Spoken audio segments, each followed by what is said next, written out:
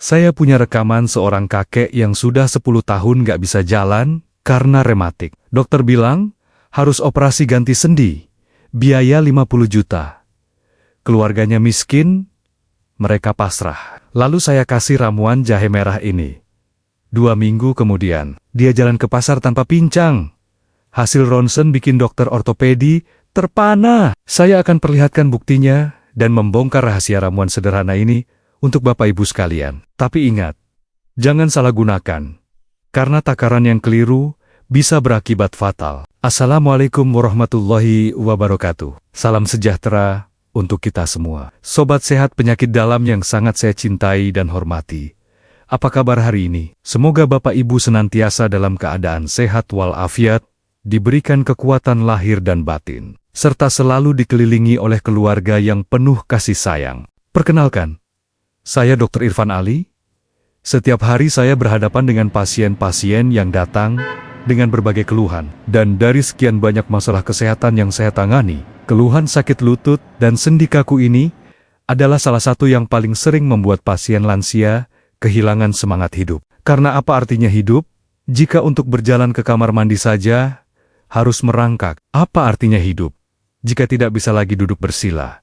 Tidak bisa lagi sholat dengan khusyuk karena lutut sakit saat sujud. Nah, sebelum saya membuka rahasia ramuan jahe merah yang membuat kakek itu bisa jalan lagi, saya ingin menyampaikan satu hal yang sangat penting. Jika Bapak Ibu merasa informasi kesehatan seperti ini bermanfaat, jika Bapak Ibu ingin selalu mendapatkan edukasi kesehatan yang benar, yang bisa dipertanggungjawabkan, dan yang disampaikan dengan penuh kasih sayang, silakan tekan tombol subscribe di pojok bawah sana. Kemudian, aktifkan juga lambang loncengnya, agar ketika saya mengunggah video baru tentang tips menjaga kesehatan di usia emas, Bapak Ibu dapat notifikasi pertama kali. Semua gratis, tidak dipungut biaya sepeser pun, dan insya Allah menjadi ladang pahala untuk kita semua. Sekarang, saya ingin Bapak Ibu berbagi cerita di kolom komentar. Tuliskan di sana, saya sakit lutut atau lutut saya kaku, susah ditekuk. Tuliskan juga asal kota Bapak Ibu tinggal. Mari kita ramaikan kolom komentar, agar kita tahu ternyata banyak sobat sehat di seluruh Indonesia. Dari Sabang sampai Merauke, yang mengalami masalah yang sama. Dengan saling berbagi, kita bisa saling mengingatkan dan saling mendoakan. Tanpa berlama-lama lagi, karena kita akan membongkar resep rahasia yang membuat dokter ortopedi terpana ini. Tapi sebelumnya, saya sarankan Bapak, Ibu siapkan dulu segelas air putih hangat, atau mungkin camilan sehat, seperti rebusan jagung atau ubi jala rebus.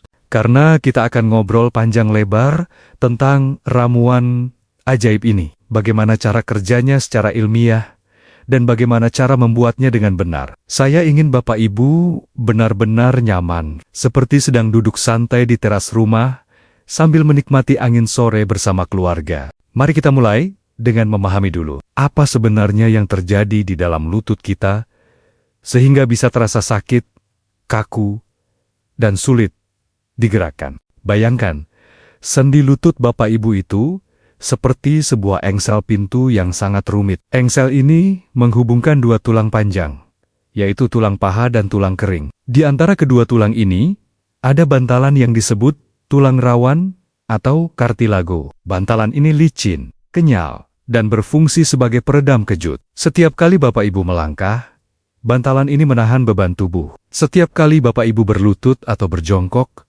bantalan ini memungkinkan gerakan mulus tanpa gesekan. Selain itu, di dalam sendi, ada juga cairan sendi atau sinovial, yang berfungsi sebagai pelumas. Cairan ini membuat gerakan sendi menjadi halus, seperti oli di dalam mesin mobil. Nah, seiring bertambahnya usia, bantalan tulang rawan ini bisa menipis dan aus. Cairan sendi berkurang. Akibatnya, tulang yang satu bergesekan langsung dengan tulang yang lain. Gesekan ini menimbulkan rasa sakit, peradangan, dan bunyi-bunyi seperti krek atau gerutuk saat digerakkan. Ini yang disebut dengan osteoartritis atau pengapuran sendi, penyakit sendi degeneratif yang paling sering menyerang lansia. Selain osteoartritis, ada juga kondisi peradangan sendi akibat sistem imun yang menyerang sendinya sendiri. Ini disebut rheumatoid arthritis atau rematik. Pada kondisi ini, selaput sendi meradang, membengkak, dan lama-lama merusak tulang rawan dan tulang di sekitarnya. Pada lansia, kedua kondisi ini sering bercampur. Akibatnya, lutut tidak hanya sakit, tapi juga kaku, bengkak, panas, dan sulit digerakkan. Bahkan untuk menekuk lutut sedikit saja, terasa seperti dipaksa. Nah, ada 3 bahaya utama jika masalah sendi lutut ini dibiarkan tanpa penanganan yang tepat. Bahaya pertama adalah deformitas atau perubahan bentuk sendi. Ketika tulang rawan aus, tubuh berusaha memperbaiki dengan menumbuhkan taji-taji tulang atau osteofit. Taji ini membuat sendi menjadi tidak rata, bengkok, dan berubah bentuk. Bapak Ibu mungkin pernah melihat orang tua yang kakinya membentuk huruf O. Itulah akibat dari osteoartritis yang sudah parah. Perubahan bentuk ini tidak hanya jelek dilihat, tapi juga membuat fungsi sendi semakin menurun. Bahaya kedua adalah atrofi otot atau pengecilan otot. Karena sakit, Bapak Ibu cenderung menghindari menggerakkan lutut. Akibatnya, otot-otot di sekitar lutut yang seharusnya kuat dan menjadi penyangga alami sendi, menjadi lemah dan mengecil. Semakin lemah otot, semakin besar beban yang ditanggung sendi. Ini lingkaran setan yang sulit diputus. Jika otot sudah mengecil parah, sendi tidak lagi memiliki penopang, dan kerusakan semakin cepat. Bahaya ketiga adalah kecacatan permanen dan ketergantungan pada orang lain. Ketika lutut sudah tidak bisa digerakkan sama sekali, Bapak Ibu tidak bisa berjalan, tidak bisa duduk, tidak bisa melakukan aktivitas sehari-hari sendiri, harus dibantu orang lain untuk mandi, ke toilet, bahkan makan. Ini bukan hanya masalah fisik, tapi juga masalah mental dan sosial. Banyak lansia yang jatuh ke dalam depresi karena kehilangan kemandirian. Sekarang, setelah kita paham betapa seriusnya masalah sendi lutut, mari kita bicarakan solusinya. Kembali ke kakek yang 10 tahun tidak bisa jalan karena rematik, dan akhirnya bisa jalan lagi setelah minum ramuan jahe merah. Apa sebenarnya jahe merah ini? Jahe merah adalah jenis jahe yang memiliki ukuran lebih kecil, kulit berwarna merah kecoklatan, dan rasa lebih pedas dibanding jahe biasa. Jahe merah mengandung senyawa aktif gingerol dan shogaol dalam konsentrasi yang jauh lebih tinggi. Senyawa inilah yang memberikan efek anti-inflamasi atau anti-peradangan yang sangat kuat. Gingerol bekerja dengan cara menghambat enzim penyebab peradangan, sama seperti obat anti-inflamasi modern, tapi tanpa efek samping merusak lambung jika digunakan dengan bijak. Selain itu, jahe merah juga mengandung antioksidan yang melindungi sel-sel sendi dari kerusakan lebih lanjut. Ia juga membantu meningkatkan sirkulasi darah ke daerah yang meradang, sehingga proses penyembuhan alami tubuh bisa berjalan lebih baik. Tapi jahe merah tidak bekerja sendirian. Dalam ramuan ini, saya menambahkan satu bahan dapur lain yang sangat sederhana, yaitu minyak kelapa murni atau virgin coconut oil. Mengapa minyak kelapa? Karena kurkumin dalam jahe merah bersifat larut dalam lemak. Dengan adanya lemak sehat dari minyak kelapa, penyerapan senyawa aktif jahe merah ke dalam tubuh menjadi jauh lebih optimal. Mari, saya pandu Bapak Ibu untuk membuat ramuan ajaib ini dengan detail yang sangat rinci, agar khasiatnya maksimal. Pertama, bahan-bahannya. Kita butuh jahe merah segar. Pilihlah jahe merah yang masih keras, tidak keriput, dan aromanya tajam. Ambil sekitar 5 ruas jahe merah, atau setara dengan 100 gram. Cuci bersih, dengan sikat halus, untuk membersihkan tanah yang menempel. Jahe merah sering ditanam di tanah, jadi pastikan bersih sempurna. Kedua, kita butuh minyak kelapa murni atau virgin coconut oil. Bukan minyak goreng biasa, ya. Minyak kelapa murni bisa dibeli di toko-toko kesehatan atau online. Pastikan yang asli, bukan campuran. Ambil 3 sendok makan minyak kelapa. Ketiga, kita butuh madu asli. Madu di sini berfungsi sebagai pemanis alami dan juga sebagai sumber antioksidan. Ambil 5 sendok makan madu asli. Keempat, kita butuh air bersih sekitar 500 ml. Sekarang, cara mengolahnya. Ada 2 cara. Untuk diminum dan untuk dioles. Saya akan jelaskan keduanya. Karena kombinasi minum dan oles akan memberikan hasil maksimal untuk ramuan minum. Langkah pertama, kupas jahe merah, lalu iris tipis-tipis. Semakin tipis irisannya, semakin luas permukaannya, sehingga senyawa aktif lebih mudah keluar. Langkah kedua, siapkan panci kecil berbahan stainless steel atau enamel. Masukkan 500 ml air, lalu masukkan irisan jahe merah. Langkah ketiga, nyalakan api sedang, rebus hingga mendidih. Setelah mendidih, kecilkan api. Biarkan mendidih perlahan selama 15 menit. Air akan berubah warna menjadi kuning kecoklatan dan aroma pedas akan tercium kuat. Langkah keempat, matikan api. Biarkan air rebusan dingin hingga hangat-hangat kuku. Jangan saring dulu. Biarkan jahe tetap terendam agar ekstraksi terus berlangsung. Langkah kelima, setelah hangat, saring air rebusan ke dalam gelas, ambil 200 ml atau 1 gelas, lalu tambahkan 1 sendok makan madu dan 1 sendok teh minyak kelapa. Aduk hingga madu larut dan minyak menyatu. Minyak kelapa mungkin akan terlihat mengapung. Itu normal. Langkah keenam, minum ramuan ini selagi hangat, 2 kali sehari, pagi dan sore. Sebaiknya diminum setelah makan ringan, agar tidak perut kosong. Untuk ramuan oles, langkah pertama, ambil 5 ruas jahe merah, cuci bersih, lalu parut halus. Bisa juga di blender dengan sedikit air. Langkah kedua, panaskan 5 sendok makan minyak kelapa dalam wajan kecil dengan api sangat kecil. Jangan sampai minyak berasap.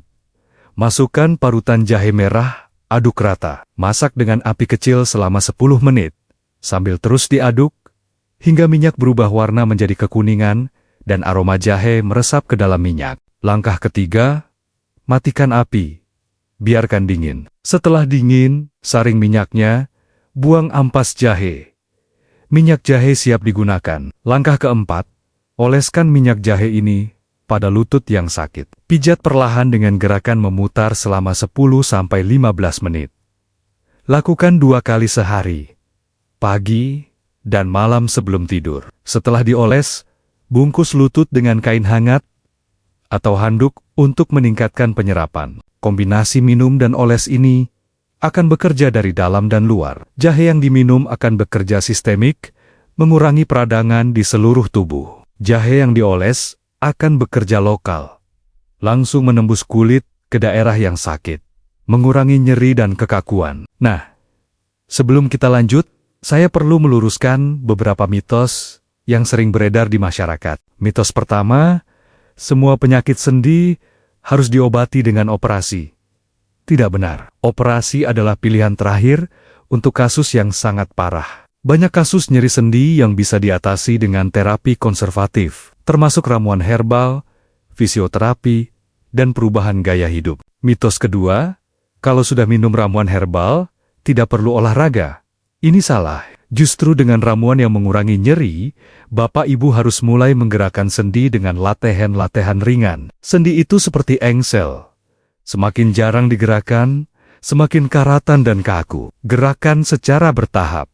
Mitos ketiga, sakit sendi karena banyak angin, harus dikerok atau dibekam. Kerok dan bekam boleh untuk pegal-pegal otot, tapi untuk radang sendi, tindakan ini bisa memperparah peradangan. Lebih baik kompres hangat dan pijat lembut dengan minyak herbal. Sambil membayangkan ramuan ini, saya ingin Bapak Ibu melakukan tes sederhana di rumah. Tes ini untuk mengetahui sejauh mana fleksibilitas dan kesehatan lutut Bapak Ibu. Tes pertama, tes duduk ke kursi. Silakan cari kursi dengan sandaran. Duduklah di tepi kursi, kedua kaki menapak lantai.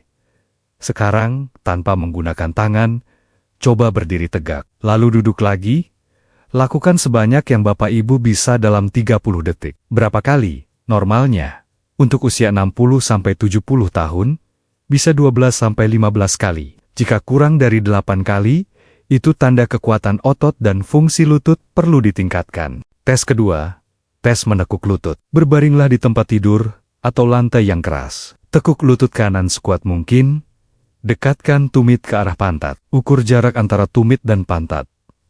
Semakin dekat, semakin baik fleksibilitasnya. Jika Bapak Ibu tidak bisa menekuk lebih dari 90 derajat, atau terasa sakit saat menekuk, itu tanda ada masalah. Tes ketiga, tes nyeri tekan. Duduk dengan kaki lurus.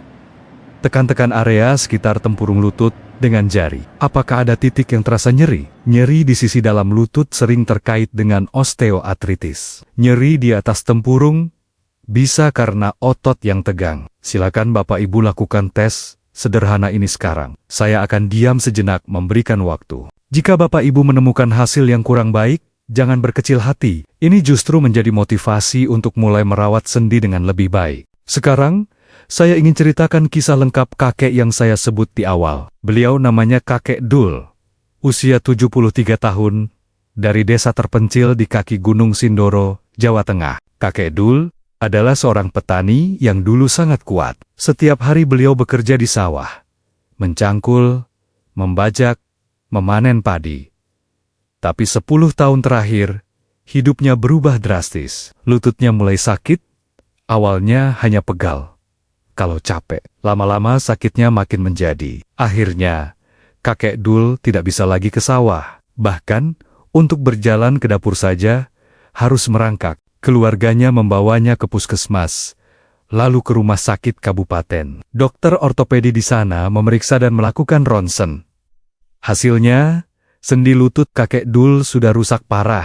Tulang rawan hampir habis, tulang saling bergesekan, dan ada taji-taji tulang yang tajam. Dokter bilang satu-satunya jalan adalah operasi ganti sendi lutut atau total knee replacement. Biayanya sekitar 50 juta rupiah. Kakek Dul dan keluarganya pasrah. Mereka petani miskin, mana mungkin punya uang sebanyak itu. Mereka pulang dengan hati hancur. Kakek Dul hanya bisa terbaring di rumah, kadang merangkak ke teras untuk melihat matahari. Hidupnya terasa tidak berarti. Suatu hari, seorang kerabat dari kota datang berkunjung. Ia membawa aleh-aleh jahe merah dan bercerita tentang khasiatnya dengan semangat. Ia meracik ramuan untuk Kakek Dul. Minuman jahe hangat dengan madu dan minyak kelapa diberikan setiap pagi dan sore. Minyak jahe juga dioleskan ke lutut Kakek Dul setiap malam sebelum tidur. Hari pertama dan kedua, belum ada perubahan. Hari ketiga, Kakek Dul merasakan hangat di lututnya. Rasa nyeri sedikit berkurang. Hari kelima, ia sudah bisa duduk di kursi tanpa meringis. Hari ketujuh, ia mencoba berdiri dengan bantuan tongkat.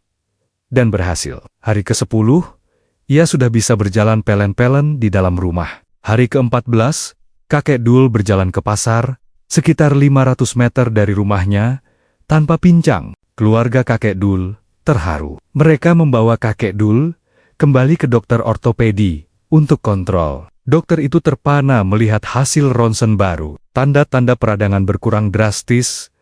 Celah sendi yang tadinya sempit mulai melebar sedikit.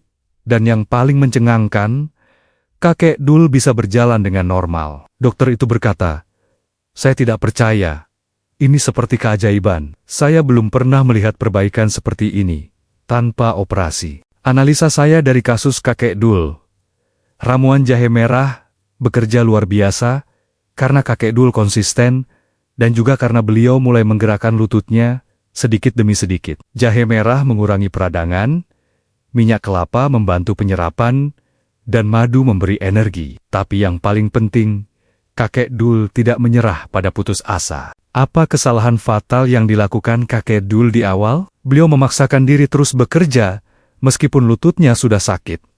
Beliau menganggap sakit itu biasa dan akan sembuh sendiri. Akibatnya, kerusakan semakin parah, sebelum akhirnya beliau mencari pertolongan. Jika sejak awal beliau istirahat dan merawat lututnya, mungkin kerusakannya tidak separah itu. Mungkin Bapak Ibu juga pernah merasakan hal yang sama. Mungkin Bapak Ibu berpikir, sakit lutut biasa, wajar karena sudah tua. Jangan abaikan, rawat sejak dini. Baiklah, Sobat Sehat, di bagian ini, saya akan menjawab beberapa pertanyaan yang sering diajukan pasien. Dan jika Bapak Ibu merasa informasi ini penting, silakan like video ini. Karena like akan membantu channel ini menjangkau lebih banyak orang yang membutuhkan edukasi kesehatan seperti ini.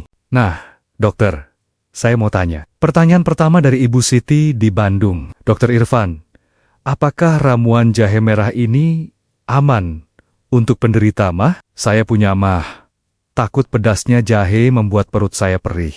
Jawaban saya, Ibu Siti, kekhawatiran Ibu sangat beralasan. Jahe memang pedas dan bisa memicu produksi asam lambung pada sebagian orang. Tapi, dengan cara direbus, kepedasannya berkurang drastis. Minyak kelapa yang ditambahkan juga membantu melapisi lambung. Saran saya, minumlah setelah makan, bukan sebelum makan. Jika tetap terasa tidak nyaman, kurangi dosis jahe menjadi 2 ruas saja. Dan yang terpenting, dengarkan tubuh Ibu. Jika perut terasa perih, hentikan. Pertanyaan kedua, dari Pak Ahmad di Semarang. Dok, apakah ramuan ini bisa menyembuhkan asam urat? Saya punya asam urat tinggi, lutut sering bengkak. Jawaban saya, Pak Ahmad, jahe merah memang memiliki efek antiinflamasi yang bisa membantu mengurangi peradangan akibat asam urat. Tapi ingat, asam urat adalah kondisi di mana kadar asam urat dalam darah tinggi.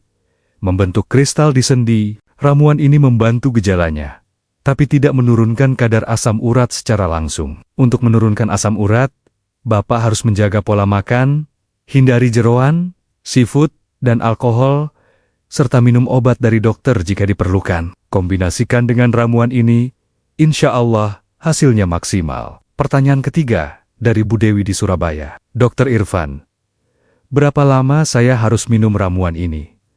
Apakah harus seumur hidup? Jawaban saya, Bu Dewi, untuk kasus nyeri sendi kronis, idealnya ramuan ini diminum sebagai terapi pemeliharaan. Bisa dengan pola 2 minggu minum, 1 minggu istirahat, lalu lanjutkan lagi. Atau cukup 3-4 kali seminggu. Yang terpenting, konsisten, dan kombinasikan dengan latihan fisik ringan, seperti jalan santai, senam lutut, atau berenang. Jika nyeri sudah hilang, dan sendi sudah lentur, Bapak Ibu bisa mengurangi frekuensinya. Sobat sehat, yang saya hormati dan saya sayangi, kita sudah mengobrol panjang lebar hari ini. Kita sudah belajar bahwa sakit lutut dan sendi kaku bukan akhir dari segalanya. Kita sudah tahu bahwa jahe merah, dengan segala khasiatnya, bisa menjadi sahabat terbaik bagi sendi-sendi kita. Kita sudah tahu cara membuat ramuan minum dan ramuan oles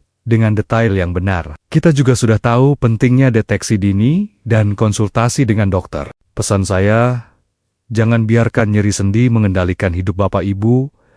Masih ada harapan, masih ada jalan. Tapi ingat, pengobatan terbaik adalah kombinasi antara herbal yang tepat, pola hidup sehat, olahraga teratur, dan kepatuhan minum obat dari dokter. Jangan pernah menggantungkan harapan pada satu hal saja. Saya ingin mengajak Bapak Ibu untuk berbagi kebaikan. Video ini mungkin bisa menjadi sedekah jariah untuk Bapak Ibu. Caranya sangat mudah.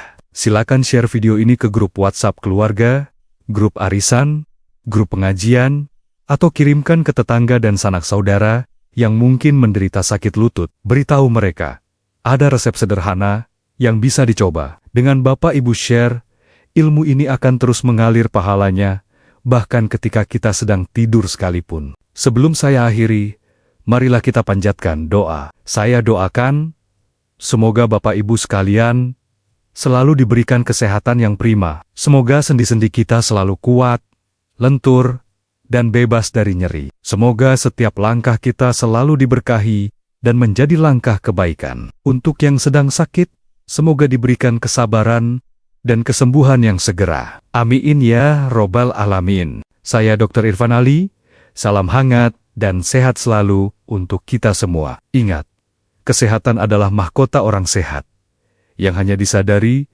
nilainya oleh orang yang sakit. Jaga diri, jaga keluarga, jaga sendi-sendi kita. Sampai jumpa di video Sobat Sehat Penyakit Dalam berikutnya, dengan topik-topik kesehatan menarik lainnya. Wassalamualaikum warahmatullahi wabarakatuh.